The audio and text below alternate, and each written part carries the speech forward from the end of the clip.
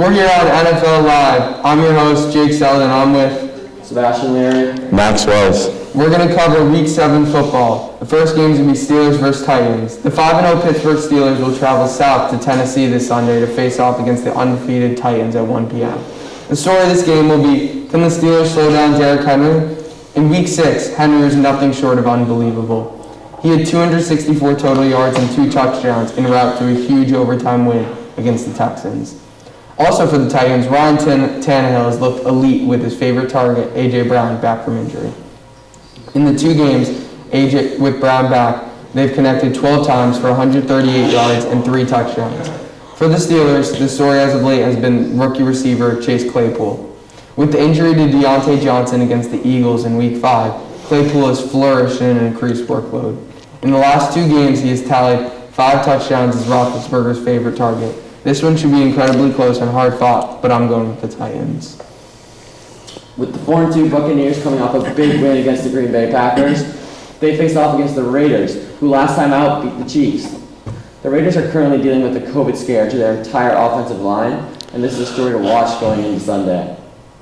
The Raiders' offense is averaging 30 points per game, and they're going up against one of the hottest defenses in the NFL. Look for a quiet day from Josh Jacobs, as the Bucs' rush attack is by far and away the best in the NFL. They held Aaron Jones to 15 yards on 10 attempts last week. Look for Derek Carr to continue his great play. And with Mike Evans, he's been struggling with Tom Brady under center, especially when Chris Godwin has been on the field. However, I expect a big day from Mike Evans against a shaky defense in Vegas. The anticipated NFC South Division matchup squares off the 3-3 Panthers traveling to the Superdome to face the 3-2 Saints. Both teams so far have not been on par with their preseason expectations. The Panthers have overachieved thus far, doing so without 2019 NFL scrimmage yard leader Christian McCaffrey. The Panthers' offseason signee Teddy Bridgewater has led the show in Carolina, being top 7 in passing yards and having a solid QBR of 70. Coming off a close loss to the Bears this past week, Teddy looks to continue his passing hot streak at his former team's house this Sunday. On the other hand, the Saints have had an underachieving start to their season.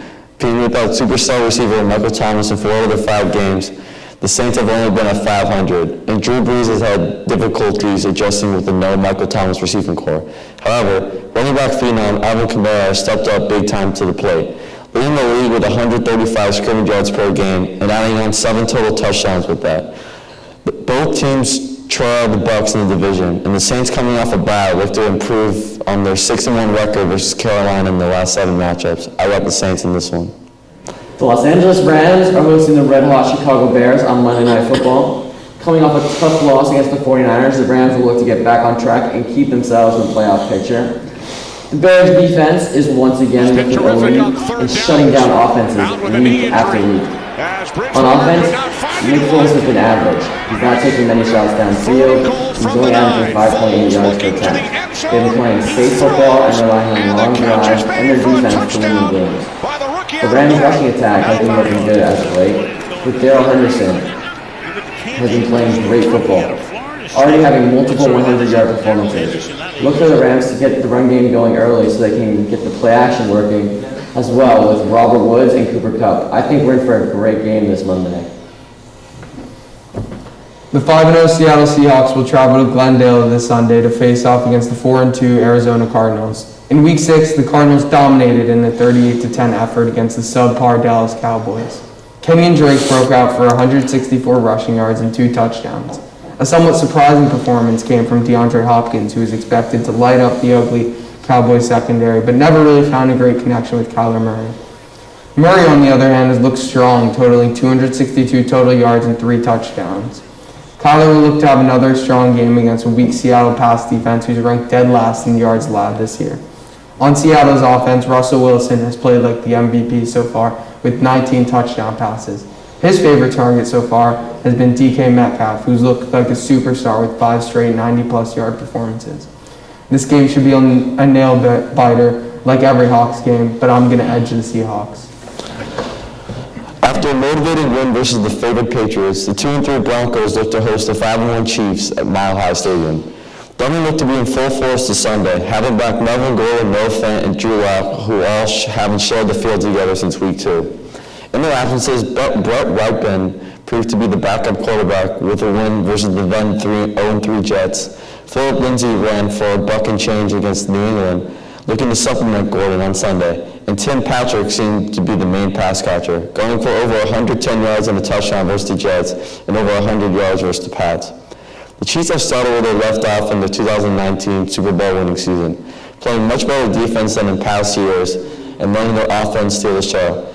Patrick Mahomes has played up to his $504 million contract expectations, throwing for 15 touchdowns and only 1 interception so far. Helping him along the way was first-round pick running back Clyde Edwards-Helaire, who was first in total scrimmage yards with 682, and tight end Travis Kelce, who was also third in total receiving touchdowns with 5. This will be a game of whether or not the Broncos can stop the Chiefs, because like this and every other game, it's really in Kansas City's hands. In other news, fifth pick Tua Tagovailoa has been named the starter for the Miami Dolphins. Somewhat surprising is Ryan Fitzpatrick has been playing well.